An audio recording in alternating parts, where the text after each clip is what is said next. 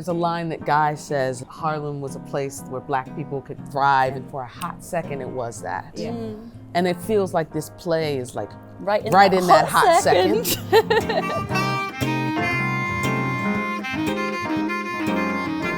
I'm so broke. Well, everybody. Just like always.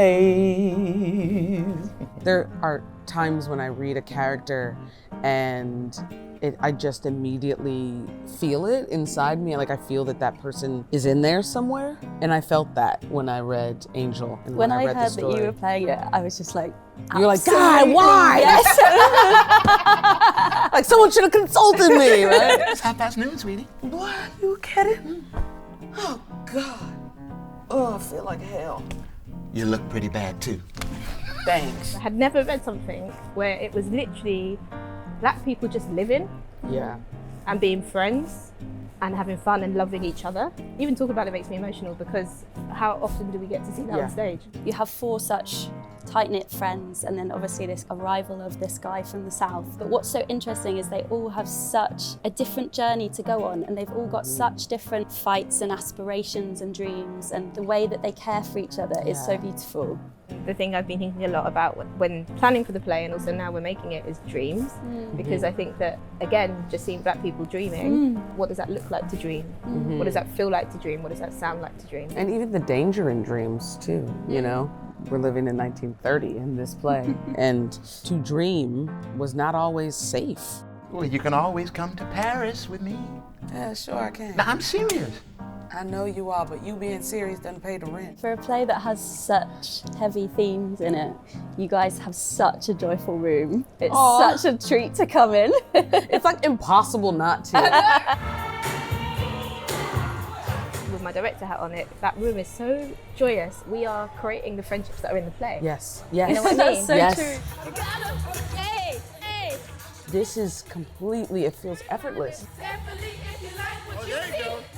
One of Lynette's pretty special skills is creating a family of a production, right from the cast to the crew to the creative team to literally everyone. How do you do that? It's a real skill.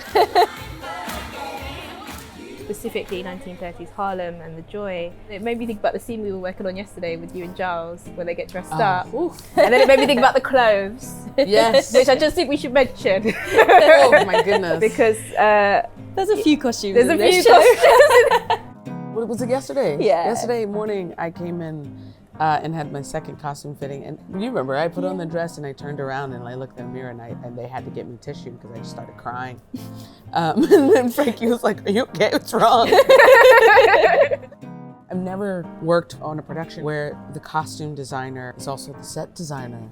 I am so in awe. They are kind of worlds and characters that do just kind of leap off the page and straight into a model box.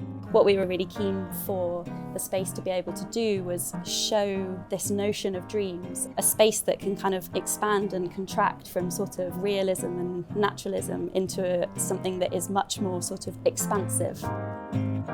When I think about audiences coming to see plays just in general, I don't really have like something that I want them to think or I just want them to be having conversations that they wouldn't be having if they didn't see this play. Part of the reason why I like to make theatre and make work is so people feel seen.